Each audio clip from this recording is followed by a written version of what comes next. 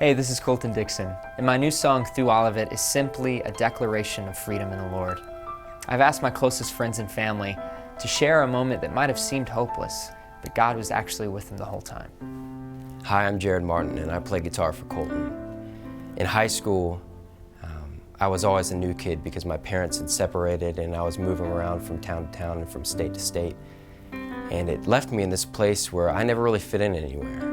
My name is Mike Dixon. I'm Colton's dad, and this is my Through All of It story. My father was diagnosed with Parkinson's about 10, 12 years ago, and my dad is a great father, been a great grandfather with Colton and Skylar, and just has been there, by their side their whole life. Hi, I'm Teresa Dixon. I'm Colton's mom. And I would like to talk about our experience whenever Colton came off of Idol that first year. Colton was being told how awesome he was, and at 18, 19 years old, it's hard for any kid to handle. So at the age of 19, I auditioned for a TV show called American Idol, and never in a million years did I think I would ever be that guy. But the doors were opening and I was walking through, and man, no human being is designed to get that kind of attention. And I remember when I went to college, I thought this is going to be my new start. And I got there and I realized I'm in the same place I was, just in a different area. I'm searching, I'm crying out, all I want to do is love, but no one gives me anything in return. And I remember, why am I even alive? I should just end it. My father is, he's losing his ability to walk, his speech, and much of his independence. We saw Colton try to be his own man and take control, listen to the folks saying you need to do this and that and the Hollywood style, and it led us believing that we'd lost our kid. Everyone was telling me what I wanted to hear, not necessarily what I needed to hear. And that affected me, not in the best way. I didn't know how to handle it. I don't remember exactly what I said in the green room, but I could tell by the look on my dad's face that I had gone too far. I went to my friend's house to hang out with some friends that I had just met. I thought, hey, this is it. Maybe they'll like me. And they were having a Bible study that I did not know about.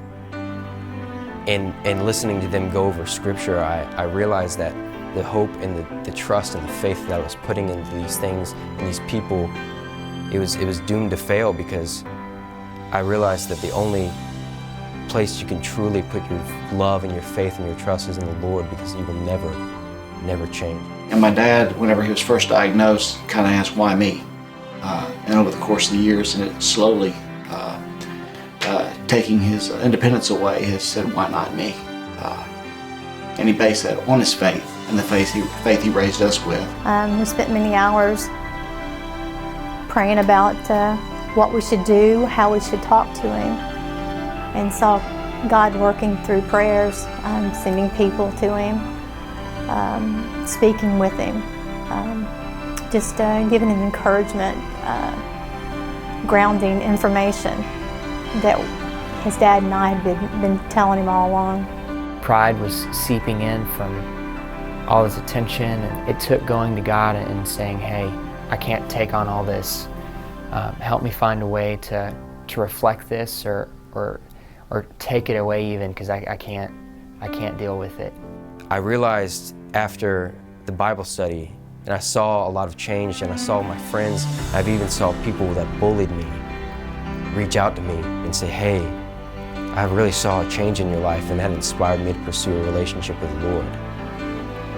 And at that moment, when those people that were the very ones that were making me question my life, telling me that they had found love, I realized that God had been with me through all of it.